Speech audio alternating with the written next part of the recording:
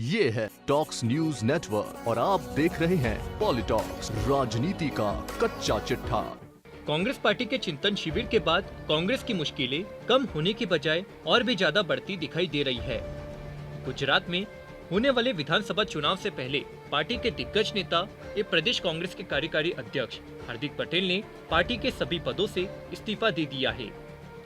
ऐसे में सियासी गलियारों में चर्चा है कि गुजरात में तो ये महज शुरुआत है, आने वाले दिनों में कांग्रेस को और भी कई बड़े झटके लगने वाले हैं। बुधवार को पाटीदार आरक्षण आंदोलन से निकले हार्दिक पटेल का महज 1161 दिनों में ही कांग्रेस से मोह भंग हो गया और उन्होंने पार्टी से इस्तीफा दे दिया।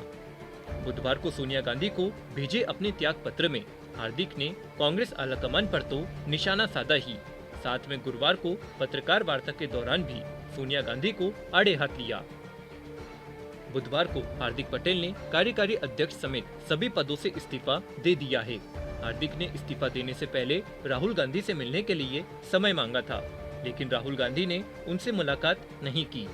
इसके बाद पटेल ने कांग्रेस अध्यक्षा सोनिया गांधी को पत्र लिख पार्टी के सभी पदों से अपना इस्तीफा दे दिया। वहीं आज हार्दिक पटेल ने अहमदाबाद में प्रेस कॉन्फ्रेंस कर कांग्रेस पर जमकर निशाना साधा। पटेल ने पत्रकार वार्ता के दौरान कहा कि कांग्रेस में मुझे कार्यकारी अध्यक्ष की जिम्मेदारी दी गई थी। 2 साल से किसी को ये जिम्मेदारी नहीं दी गई, लेकिन मुझे काम करने की छूट नहीं थी।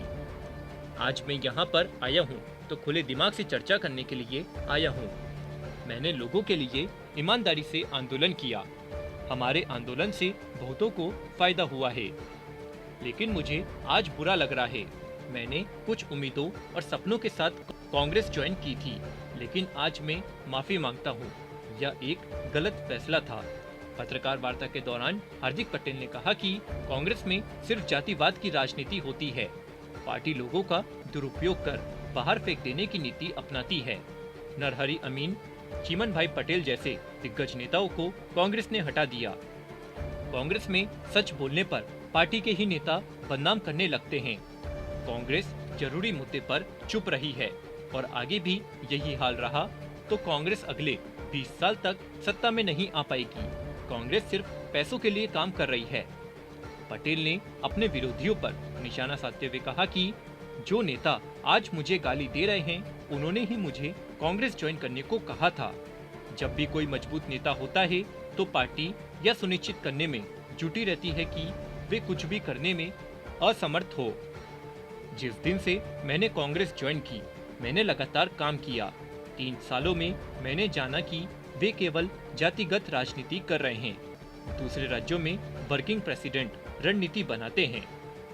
यहाँ मुझे कुछ करने की इजाजत नहीं है। हार्दिक पटेल ने कहा कि गुजरात में केवल हार्दिक कांग्रेस से नाराज नहीं हैं, बल्कि कई और नेता और विधायक हैं जो कांग्रेस का केवल इस्तेमाल करते हैं।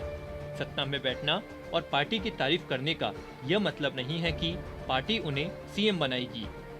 3 सालों से 7 से 8 लोग ही कांग्रेस चला रहे हैं। मेरे जैसे कार्यकर्ता रोज 500-600 किलोमीटर यात्रा करते हैं।